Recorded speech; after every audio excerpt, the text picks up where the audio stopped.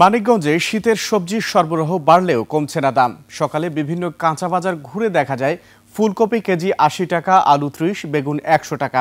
গত সপ্তাহে শিম ৬০ টাকা থেকে বেড়ে ১৪০ টাকা কেজি দরে বিক্রি হচ্ছে। কাঁচামরিচ কেজি ১৫০, টমেটো ১৪০, গাজর ১৬০ টাকা, আদা ১৬০, দেশি রসুন ১০০, চায়না রসুন ১৮০ টাকা দরে বিক্রি হচ্ছে। শসা ৮০ থেকে ১০০, পেঁয়াজ ১১০, ঢেঁড়স ৮০, করলা ১০০, লাউ ৭০ টাকা, মূলা ৫০, পটল ৬০, মিষ্টি কুমড়া কেজি ৫০ টাকা এবং ধনেপাতা ১০০ টাকায় বিক্রি হচ্ছে। দর্শক, বাজার দর নিয়ে আরও খবর জানতে সরাসরি চলে যাচ্ছি মানিকগঞ্জ প্রতিনিধি আলামিন মাহমুদের কাছে। আলামিন, শীতের সবজি বাজারে এসেছে কিন্তু দাম কমছে না, এর কারণ কি দেখছেন? ধন্যবাদ সুমন। কারণটি হলো যে এখানে সবজির সরবরাহ বেড়েছে, কিন্তু সে তুলনায় কিন্তু বাজারে কমছে না। ভোক্তাদের অধিকার জানাচ্ছে যে তারা যে পর্যাপ্ত পরিমাণ সে সবজি কিন্তু এখানে আসতেছে না।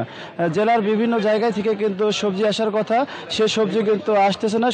সবজিগুলো দেখা গেল বিভিন্ন জেলা, মানিকগঞ্জ জেলা ছাড়াও অন্যান্য জেলা থেকে আসছে, যে কারণে কিন্তু সবজির দামটা পরিবহনের কারণে একটু বেশি রয়েছে। এবং অন্য যে বিষয়টি রয়েছে সেটি হয়েছে যে একটি সিন্ডিকেটের ব্যবস্থা রয়েছে, যে পাইকারি এবং কাঁচা বাজারের যে পার্থক্য, এই পার্থক্যের কারণে কিন্তু দামগুলো কমছে না। আর এই যে বর্তমান সময় রয়েছে সেখানে কিন্তু ভোক্তা অধিকার, যার কিন্তু এই বাজার নিয়ে সার্বক্ষণিক কাজ করার কথা, সেখানে কিন্তু ভোক্তা অধিকার কাজ করছেন না।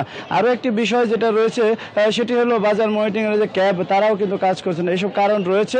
আমরা চিত্রগুলো বিভিন্ন কাঁচা বাজার ঘুরে দেখেছি।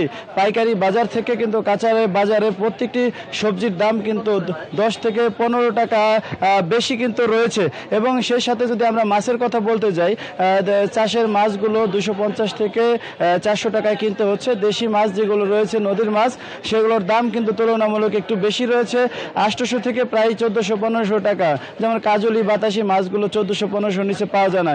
ইলিশ মাছ যেগুলো রয়েছে, ছোট ইলিশগুলো 5 থেকে 600 টাকা এবং মাঝারি ইলিশগুলো 1000 টাকায় বিক্রি হচ্ছে।